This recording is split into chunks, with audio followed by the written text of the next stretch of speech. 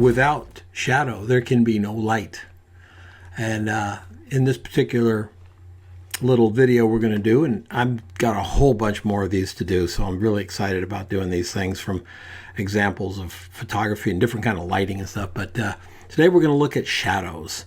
Sharp shadows, not soft ones, not big, soft, luxurious shadows, not little drop shadows that really make a product pop, not that shadow to one side that gives us definition. We're talking about sharp, defined shadows, the kind that are created by very small light sources when they're small in relationship to the size of the subject.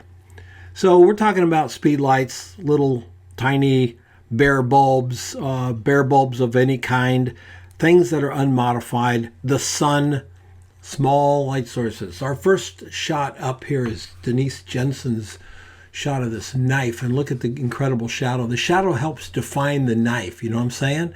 We see the shape of the blade in the shadow. We also see that the holes pass through, and we get that little I guess knobby edge, you'd call it, on the sides. The shadow is everything in this picture.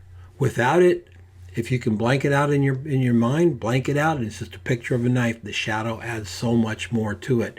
Denise used the sun, just simply propping something up the knife there in the sun, direct sun, not north light, direct sun. A little bit of a fill on this side. You can see the fill up in here, and you can see the fill in the blade. We'll go back. See the fill right in there. Gives it a little bit of dimension, some nice needed highlights. Subtle, but then good lighting is generally subtle, and a very, very sharp shadow. Pretty cool. Pretty cool. I love it. Doris Rudd took this coffee cup stack, which is usually, you see it, and there's some beauty to the coffee cup, the shape, the handles, the way the coffee cup looks. There's a certain amount of aesthetic beauty to it.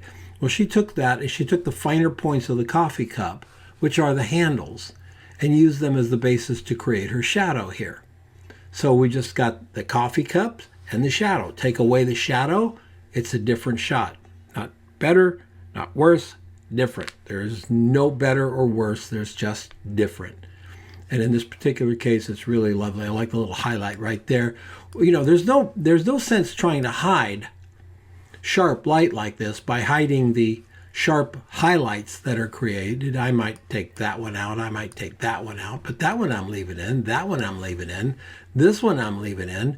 These down here I'm leaving in for the most part. Might adjust them a little bit. I'm going to take that one out. But there's beauty in this, and the sharp light, the sharp highlight helps define why we're getting the shadow. We know, our subconscious knows how those shadows are created. Here's a great behind the scenes. Just a snoot, borrowed Genere Spectro LED with DIY snoot right up against it, and a little bit of diffused light coming from here. As you can see, it's still beautifully lit, right? Right. The lighting still has to be beautiful. The shadows can be created within the nice light. Elizabeth Favara, great shot of found objects. When I first saw this in thumbnail, I thought this was a rock. It's not, obviously. It's the light passing through the masking tape. And we got a little blender blade and something over here. But it's all about the shadows, isn't it? It really is. The first thing when you look at the thumbnail of this thing, let me make it smaller, is you kind of see that rock. But it's not a rock. It's the shadow coming through this. I thought it was lovely. I thought it was a great little composition. It did the job beautifully. How did she do it? Kind of simple. Just a bare light from the back. We got it. Now Elizabeth's got the reflector on her light. So what that's doing is, you notice that it creates this sort of secondary shadow. Do you see it? There. There. You can see it really well here. It's a little bit of a secondary shadow. That's what these reflectors do. this reflector, because now we have, instead of this light coming just from a tiny beam here, we've got light coming this way down, and we've got light going this way over. And what it does, this reflector does, is slightly soften the edge of the shadow, much like a stoffen or something does on a speed light. It softens the edge of the shadow just a little bit, but it's still it doesn't do anything to the depth of the shadow. They're still as dark as they're going to be, but it does create this sort of soft edge. So Elizabeth Favara's really nice shot. I didn't know what this was when I first saw it. Then I realized it's a filter. And so I have a neutral, it's a gradient filter, purple to clear, neutral density or gradient color filter. This is by Gene Hess. It's got this beautiful, we see the line, we see the gesture behind it. This is all gesture. Isn't that cool? Look at this line, and this color comes out, and it's got this little sharp edge here, and then all this color.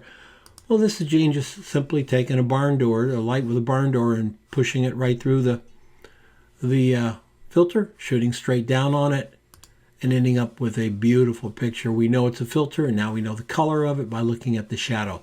This is a shot of the shadow. Shadows can be subjects. They can be as much a part of the image as the lighting. Just really, really, really like that. That's Gene Hess. All right, Keith Hemmons. Come off this little miniature bowling ball. Here we get the little miniature bowling ball. And we can look at the shadows and we see these are bowling pins, but we can't see the bowling pins looking down. That's the magic of the shot. We only know they're bowling pins from the shadow. The shadow defines the object. The shadow defines the object, not the light. Backwards from most of what we do, right? Most of the time we use the light to define the subject, pop the subject from the background, etc. In this particular case, Keith is using the light to create a shadow, and the shadow defines the subject that's throwing the shadow. I just think this is a great shot. This is Keith Hemmons. How did he do it? Well, this is how he did it. He took a speed light with a grid, put his camera up on a tripod to shoot straight down, and you can see that he's right straight down on basically that one right there. Shoot straight down on it, threw those shadows back with the grid, and made the shot. Simple and fun. Really, really nice little shot.